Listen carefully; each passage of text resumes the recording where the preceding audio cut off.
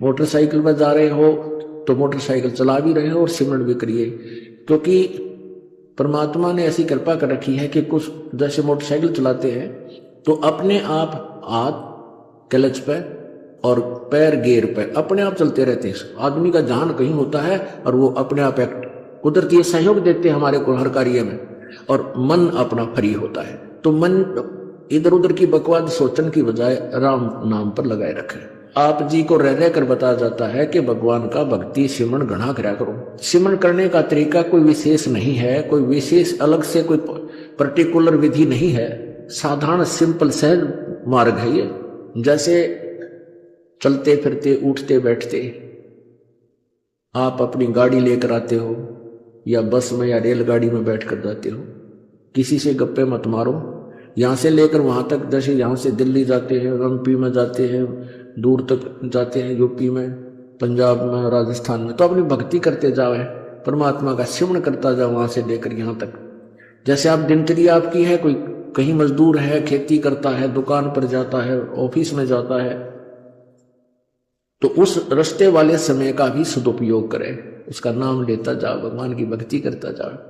Motorcycle पर जा रहे हो तो मोटरसाइकिल चला भी रहे हो और सिमरन भी करिए, क्योंकि परमात्मा ने ऐसी कृपा कर रखी है कि कुछ जैसे मोटरसाइकिल चलाते हैं तो अपने आप हाथ क्लच पे और पैर गियर पे अपने आप चलते रहते हैं। आदमी का ध्यान कहीं होता है और वो अपने आप एक्ट कुदरती सहयोग देते हैं हमारे को हर कार्य में, और मन अपना फ्री होता है। तो मन इधर उधर की बकवाद सोचने की बजाय राम नाम पर लगाए रखे। अब ये दास जब सर्विस करता था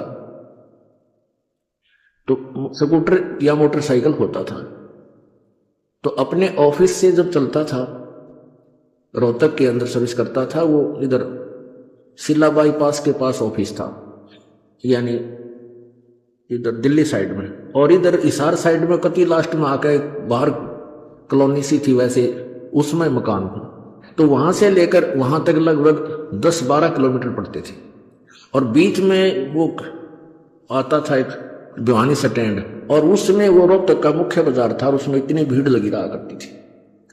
तो ये एक बार घर वाले कई बार वस्तु मंगा लेते थे, वो चीज लाना, वह लिस्ट बना के दे देते कि आते समय ये घर का सामान लाना। तो कई बार ऐसा होता था दास की उसी समय मोटरसाइकिल शुरू करते ही और भगवान के सिमरन में लग जाता था। और मुझे ये भी नहीं पता लगता था कई बार तो कि मैं भिवानी चौक पर गए, उस किला रोड पर गए, किस टाइम मोटरसाइकिल काट कर वहां घर आ लिया। जब घर वाली गली की तरफ मुड़ता था, जब याद आती थी रे कुछ सामान भी लाना था, तो वापस जाता था जब वो सामान लेकर आता था। और रोहतक में दास का ऑफिस था, जेई की सर्विस करता था। इधर कोसली साइड में हमारा कंस्ट्रक्शन कार्य चल रहा था, तो वहां से लेकर 70 किलोमीटर पड़ती है रोहतक से कोसली, वहां से लेकर वहां तक मोटरसाइकिल में जाता था आराम से 2-2.5 घंटे में, धीरे धीरे अपना वजन करता जाता, वजन करता। पेट का भी गुजारा होता रहता क्योंकि वहां अपनी नौकरी भी करके आता, जो समय बीज का था उसका डट के वजन कर। जैसे हाली बीज बोता है, हल के पीछे, बैलों के पीछे एक हल होता है, हल के पीछे एक पाइप सी होती है जिसमें अगर बीज छोड़ दे उसने ओरना बोलिया करे। और जैसे रास्ते के साथ साथ उसने हल जोत रखा है, और कोई अतिथि आ जाता है, पंथी राह चलता, और कोई बात पूछता है, रास्ता पूछता है, तो वो उससे बात भी कर रहा है और साथ में एक हाथ से बीज को छोड़ता हुआ अपने हल को नहीं रोकता, वो उसका ध्यान तो अपने बीज में है, हाथ ऐसे सेट कर रखा है उसने, उसका ध्यान है, बैलों को भी टोक देता है और उस पंथी को रास्ता भी बता रहा, आप सीधे चले जाना, आप ऐसे करना, लेकिन रह रहकर ध्यान उसका बीज छोड़ने पर है, कहीं ज्यादा कम ना छूट जा हाथ से।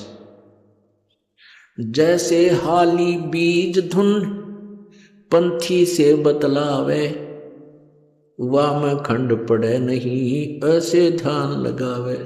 जो पतिव्रता पति से राती आन पुरुष नहीं भावे, बस पी हर में सुरत प्रीतम में ऐसे ध्यान लगावे।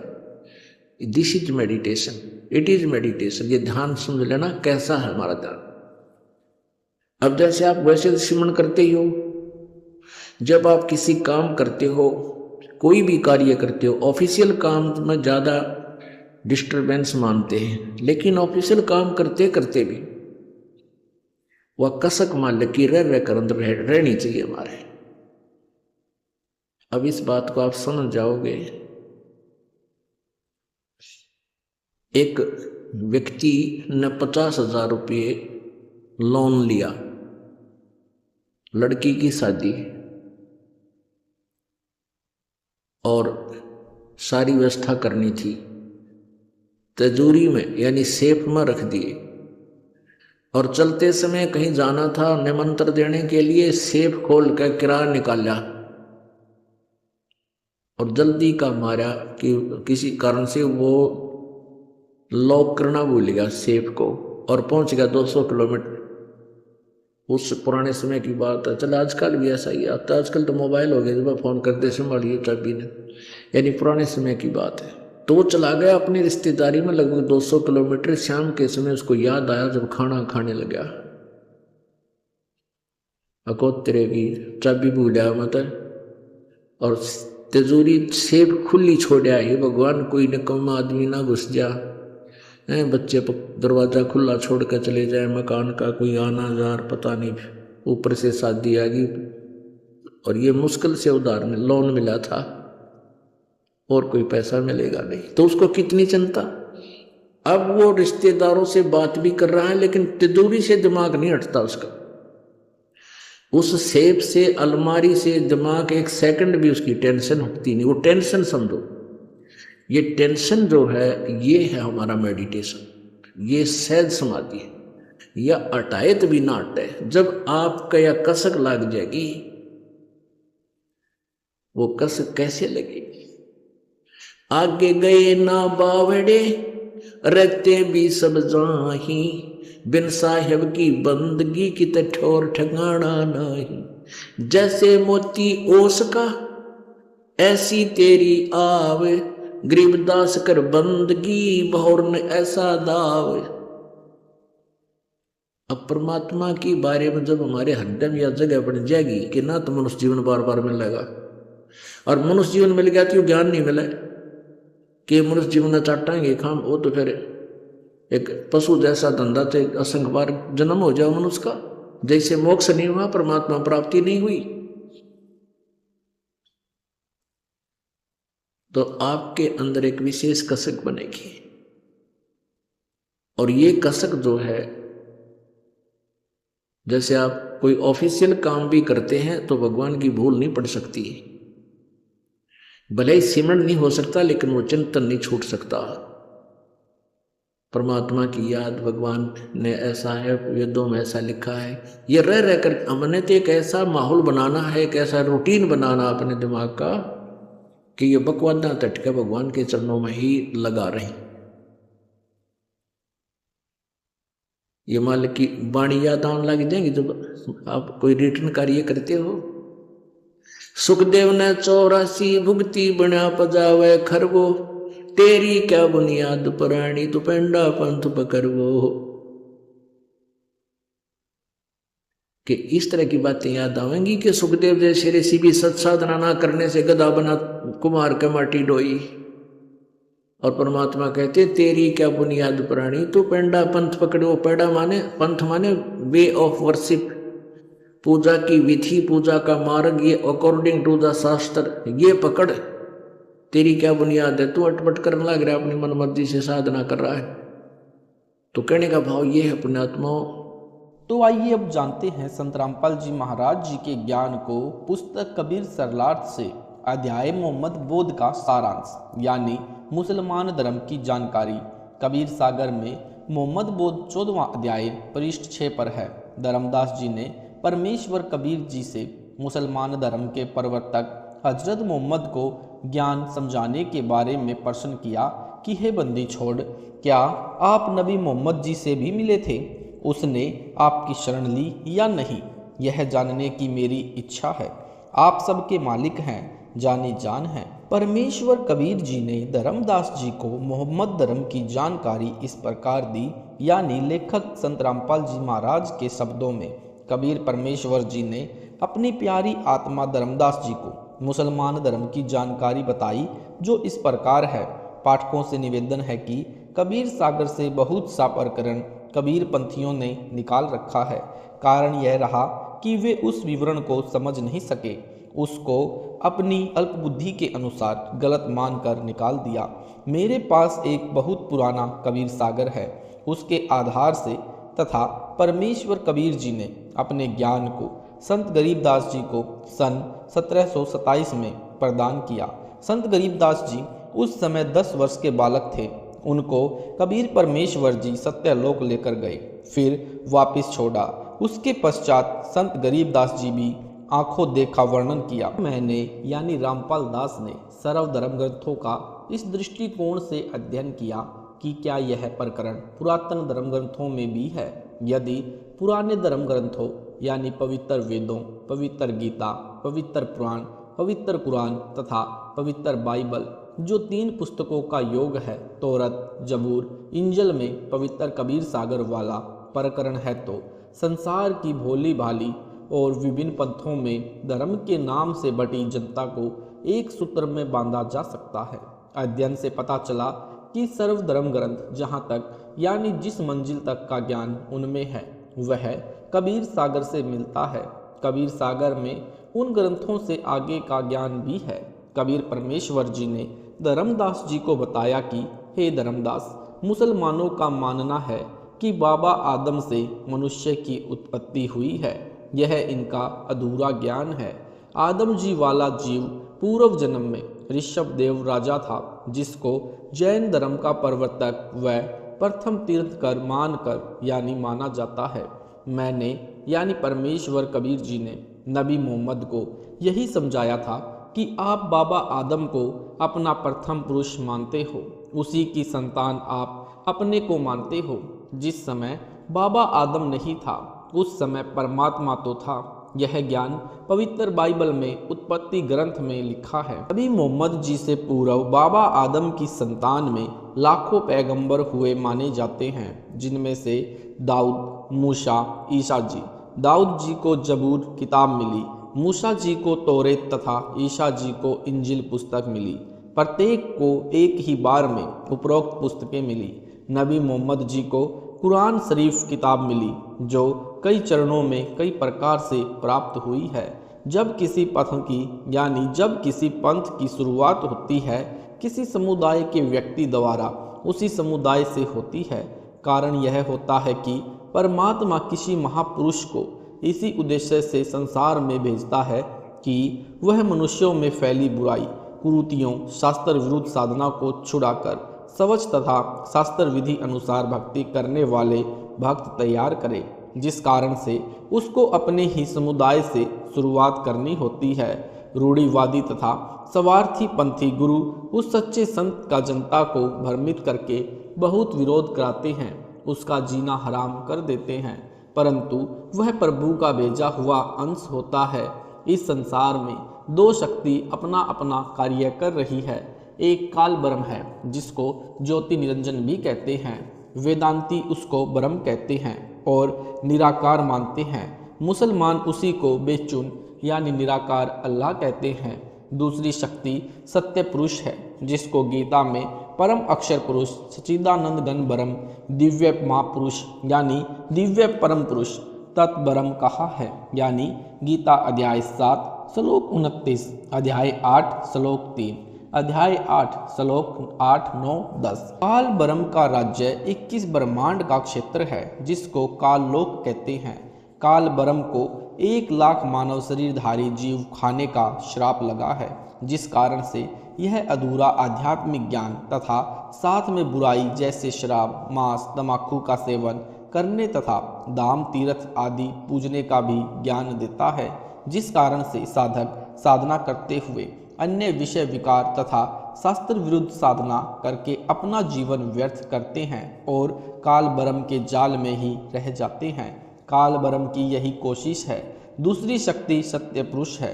असंख्य ब्रह्मांडों में जितने भी प्राणी हैं, ये सब सत्य पुरुष जी की आत्माएं हैं, जो सतलोक में रहते थे। वहाँ से अपनी अल्प बुद्धि के कारण काल ब्रह्म के साथ यहाँ आ गए।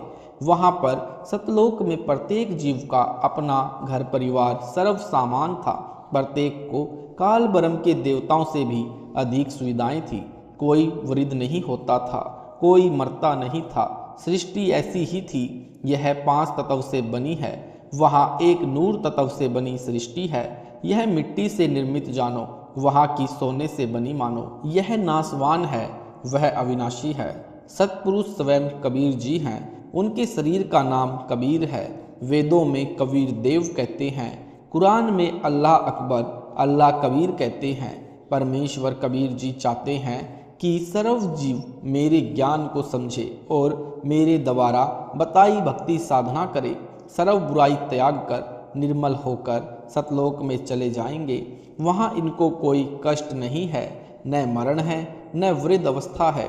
सर्व खाद्य पदार्थ सदा उपलब्ध है। कोई डाकू, बदमाश, चोर आदि नहीं है।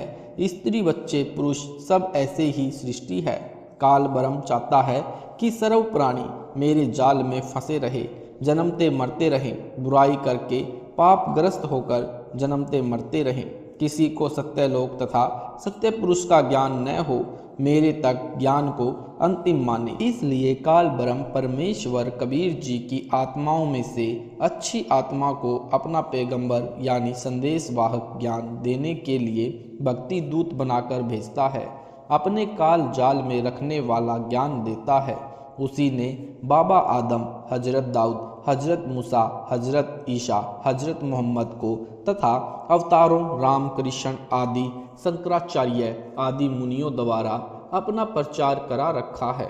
यदि पुरुष प्रत्येक युग के प्रारंभ में स्वयं आते हैं, अपनी लीला करते हैं, अपना यथार्थ ज्ञान स्वयं प्रचार करते हैं, उसकी पुस्तकें बन जाती हैं, फिर परमेश्वर अपना पैगंबर यानी भक्ति प्रचारक दूत भेजते हैं। सत्य पुरुष के पैगंबर से पहले काल ब्रह्म अपने पैगंबर भेज देता है। उनके द्वारा जनता को असत्य ज्ञान तथा अन्य बुराइयों पर आरूढ़ कर देता है। सर्व मानव समाज अपनी अपनी साधना तथा अध्यात्म ज्ञान तथा परंपरा को सर्वश्रेष्ठ मानकर अडिग हो जाता है। जब सत्य पुरुष आप आते हैं या अपना अंश भेजते हैं, तब वह मानव उनके द्वारा बताए गए सत्य ज्ञान को असत्य मानकर उनका घोर विरोध करते हैं। हे धर्मदास, आप यह प्रत्यक्ष देख भी रहे हो। आप भी तो काल के ज्ञान तथा साधना के ऊपर अडिग थे। ऐसे ही अनेकों श्रद्धालु काल प्रभु को दयाल, कृपावान प्रभु मानकर भक्ति कर रहे होते हैं। काल ब्रह्म भी परमात्मा की अच्छी सच्ची निष्ठावान आत्माओं को अपना पैगंबर बनाता है। बाबा आदम की संतान में 1,80,000 पैगंबर, हिंदू धर्म के 88,000 ऋषि तथा अन्य प्रचारक ये अच्छी तथा सच्ची निष्ठा वाले थे, जिनको काल ब्रह्म ने अपना प्रचारक बनाया। ऋषियों ने पवित्र वेदों, पवित्र श्रीमद् भगवत गीता तथा पुराणों के आधार से स्वयं भी साधना की तथा अपने अनुयायियों को भी वही साधना करने को कहा। वेदों तथा गीता में ज्ञान तो श्रेष्ठ है, परंतु अधूरा है। पुराणों यानी पुराण जो संख्या में 18 है, ये ऋषियों का अपना अनुभव तथा कुछ कुछ वेद ज्ञान है तथा देवी देवताओं की जीवनी लिखी है। चारों वेदों का ज्ञान काल ब्रह्म ने दिया।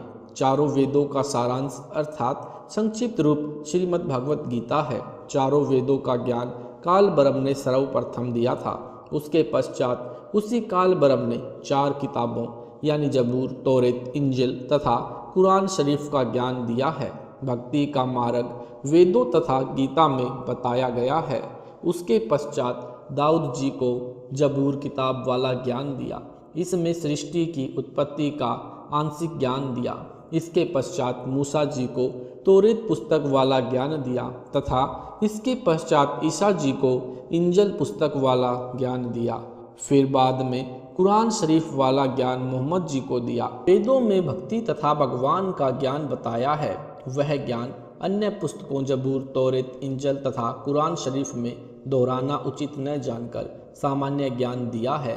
इनमें कुछ वेद ज्ञान है तथा कुरान शरीफ में लगभग 40% ज्ञान बाइबल वाला है, यानी बाइबल ग्रंथ में 3 पुस्तक इकट्ठी की गई है, जबूर, तौरेत तथा इंजिल। मूसा जी के अनुयायी यहूदी कहलाते हैं। ईसा जी के अनुयायी ईसाई कहे जाते हैं। मोहम्मद जी के अनुयायी मुसलमान कहे जाते हैं। ये सब बाबा आदम को अपना प्रथम पुरुष अर्थात सब आदमियों का पिता मानते हैं। ये अब मानते हैं कि जब तक सृष्टि चलेगी तब तक सर्व मानव मरते रहेंगे। उनको कब्र में दबाते चलो। जिस समय कयामत यानी प्रलय आएगी उस समय सब व्यक्ति यानी स्त्री और पुरुष कब्रों से निकालकर मुर्दे जीवित किए जाएंगे। उनके कर्मों का हिसाब होगा। जिन्होंने चारों पुस्तकों यानी जबूर, तौरेत, इंजल तथा कुरान शरीफ के आदेश का पालन नहीं किया, वे सदा दोखीज यानी नरक की आग में जलेंगे। इसके पश्चात यहाँ की सृष्टि सदा के लिए नष्ट हो जाएगी। मुसलमानों का मानना है कि कयामत से पहले केवल निराकार प्रभु था। वर्तमान में जन्नत में कोई नहीं है, न ही दोजख में कोई है। मुसलमान नहीं मानते कि पुनर्जन्म होता है। वे केवल एक बार जन्म, फिर मरण, उसके पश्चात कब्र में, फिर जब सृष्टि का विनाश होगा तब कब्र से निकालकर कर्मानुसार स्वर्ग तथा नरक, फिर फुल स्टॉप यानी सृष्टि कर्म का पूर्ण विराम रहेगा। यदि उपरोक्त बात सत्य है तो हजरत मोहम्मद जी ने जन्नत में बाबा आदम, मूसा, ईसा, दाऊद आदि की मंडली को देखा। उनको भी कब्र में रहना चाहिए था। इससे आप मुसलमानों का विधान गलत सिद्ध हुआ। परमेश्वर कबीर जी ने धर्मदास जी से कहा कि हे धर्मदास, यह विचार तथा ज्ञान गलत है। वास्तविकता यह है कि जन्म, मरण, पुनर्जन्म उस समय तक चलता रहता है जब तक जीव मेरी यानी कबीर जी की शरण में नहीं आता। परमेश्वर कबीर जी ने धर्मदास जी को बताया कि मोहम्मद की जीवनी इस प्रकार है।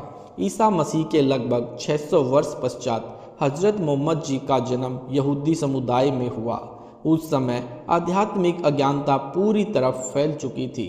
उस समुदाय के सब व्यक्ति मूर्ति पूजक थे। मोहम्मद जी के पिता का नाम अब्दुल्ला था, दादाजी का नाम अब्दुल मुत्तिल था। मोहम्मद का जन्म एक बिल्ला रहमान नामक फकीर यानी साधु के सूक्ष्म मिलन से रहे गर्भ से हुआ था। इसको मोहम्मद जी की माता ने सौपन में दोष माना था, यानी इसी प्रकार ईशा जी की माता मरियम को भी गर्भ एक फरिश्ते से रहा था। मरियम ने भी इसे सौपन दोष माना था, परंतु ईशा के पिता यूसुफ ने इसे गलत कर्म मानकर मरियम को तलाक देना चाहा था। उसी समय एक फरिश्ता यानी देवता प्रकट हुआ। उसने कहा कि मरियम को गर्भ मेरे से रहा है, इसको कुछ पता नहीं है, यह प्रभु की ओर से भेजा गया नबी है, संसार को भक्ति संदेश देने संसार में जन्म लेगा। यूसुफ ने कहा, यानी यूसुफ ने देवता की बात मानकर मरियम को आदर के साथ रखा। महाभारत में भी प्रमाण है कि धृतराष्ट्र तथा पांडव दो भाई थे। राजा शांतनु के पुत्र थे। पांडव छोटा था, वह रोगी था, संतोपत्ति यानी संतान उत्पत्ति में असमर्थ था। उसकी दो पत्नियां थीं, एक कुंती व दूसरी माद्री। कुंती ने 3 पुत्रों को जन्म दिया, तो यानी जो 3 फरिश्तों यानी देवताओं से गर्भ रहा था। युधिष्ठिर का जन्म धर्मराज द्वारा कुंती से मिलन से हुआ था। अर्जुन का जन्म कुंती से इंद्र देवता के भोग विलास से हुआ था। भीम का जन्म पवन देवता द्वारा कुंती से मिलन करने से हुआ था। नकुल का जन्म शरद देवता से माद्री से मिलन से तथा सहदेव का जन्म नासत्य देवता से माद्री से मिलन से हुआ था। पुराणों में कथा है कि एक समय सूर्य देव की पत्नी घर छोड़कर जंगल में चली गई। कारण यह था कि सूर्य देव के अधिक भोग विलास से तंग आकर अपनी नौकरानी को अपने जैसे स्वरूप का आशीर्वाद दिया और उससे कहा कि तू मेरा भेद मत देना, मैं अपने पिता विश्वकर्मा के घर जाती हूँ। ऐसा कहकर उषा चली गई। नौकरानी का स्वरूप उषा जैसा हो गया। जब सूर्य देव को पता चला तो वह विश्वकर्मा के घर गए। विश्वकर्मा ने अपनी पुत्री को वापस घर जाने पर जोर दिया तो उषा जंगल में घोड़ी का रूप बनाकर तप करने लगी। उसने सोचा था कि यदि स्त्री रूप में तप करूंगी तो कोई इज्जत का दुश्मन हो जाएगा। सूर्य को पता चला कि उषा तो यहाँ से भी चली गई है, तो ध्यान से दिव्य दृष्टि से देखा तो उषा घोड़ी रूप में तप कर रही है। सूर्य देव ने घोड़े का रूप धारण किया और उषा से भोग करने की तड़प हुई। घोड़ी रूप में उषा ने घोड़े को गलत नियत से अपनी ओर आता देख अपने पृष्ठ भाग को बचाने के लिए घोड़े की तरफ मुख करके साथ साथ घूमती रही। वासनावश सूर्य रूपी घोड़ा मुख में ही भोग करने लगा। उसकी बीज शक्ति पृथ्वी के ऊपर गिर गई। उससे 2 लड़के उत्पन्न हुए। वे अश्वनी कुमार कहलाए। उनका नाम शरत तथा नासत्य रखा। वे अश्वनी कुमार देवता कहे जाते हैं। अब्दुल्ला जी अपनी पत्नी को ससुराल से लेकर आए। सूक्ष्म वेद में लिखा है कि मुसलमान बिस्तार बिल्ला का नोज उदर घर संजम जाका, जाके भोग मोहम्मद आया जिसने यह धर्म चलाया। कुछ महीने के बाद अब्दुल्ला जी कुछ व्यापारियों के साथ रोजगार के लिए गए तो बीमार होकर मृत्यु को प्राप्त हो गए। उस समय मोहम्मद जी माता के गर्भ में थे। बाद में मोहम्मद जी का जन्म हुआ। 6 वर्ष के हुए तो माता जी अपने पति की कब्र देखने के लिए गांव के कुछ स्त्री पुरुषों के साथ गई थी तो उसकी मृत्यु भी रास्ते में हो गई। नबी मोहम्मद अनाथ हो गए। दादा पालन पोषण करने लगा। जब 8 वर्ष के हुए तो दादा की भी मृत्यु हो गई। पूर्ण रूप से अनाथ हो गए। जैसे तैसे 25 वर्ष के हुए तब एक 40 वर्ष की खदीजा नामक विधवा से विवाह हुआ। यानी खदीजा का 2 बार बड़े धनवान घरानों में विवाह हुआ था। दोनों की मृत्यु हो जाने के कारण उनकी सब संपत्ति खदीजा के पास ही थी। वह बहुत रईस थी। खदीजा से मोहम्मद जी के 3 पुत्र यानी कासिम, तैयब, ताहिर तथा 4 पुत्री हुई। जिस समय मोहम्मद जी 40 वर्ष के हुए तो उनको जबरील नामक फरिश्ता मिला और कुरान शरीफ का ज्ञान देना प्रारंभ किया। वे नबी बने। मुसलमानों का मानना है कि हजरत मोहम्मद जी को कुरान शरीफ का ज्ञान सीधा बेचून यानी निराकार अल्लाह की ओर से भेजा गया है। उसमें बिना किसी मिलावट किए जबरील फरिश्ते ने मोहम्मद जी को बताया है। कभी कभी फरिश्ता मोहम्मद के शरीर में प्रवेश करके बोलता था। मोहम्मद जी चद्दर मुख पर ढककर लेट जाते थे। ऊपर से अल्लाह के पास से वह यानी संदेश आती थी। उस ज्ञान को मोहम्मद जी मुख ढके ढके बोलते थे, लिखी जाती थी। इस तरह आने वाला संदेश बहुत दुखदायी होता था। मोहम्मद जी का सारा शरीर कांपता था। वास्तव में फरिश्ता अंदर प्रवेश करके बोलता था।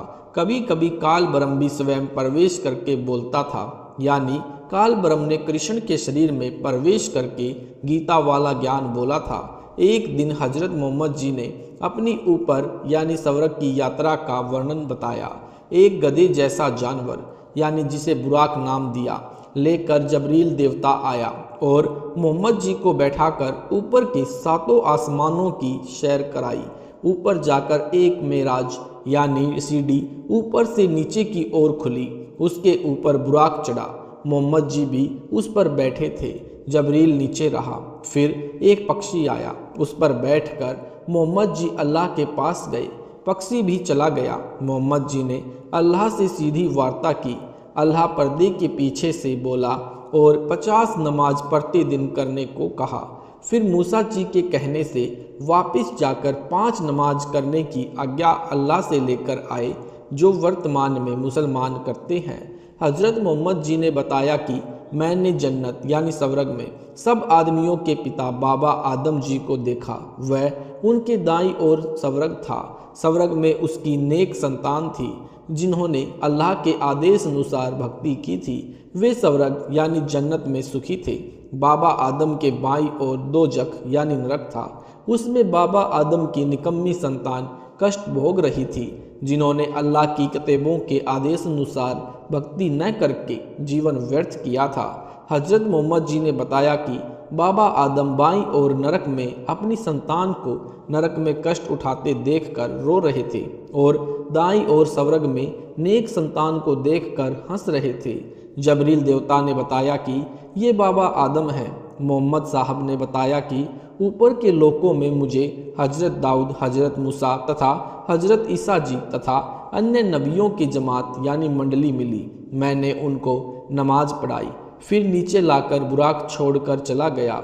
हजरत मोहम्मद जी के इस आंखों देखे प्रमाण को यानी प्रकरण को मुसलमान सत्य मानते हैं।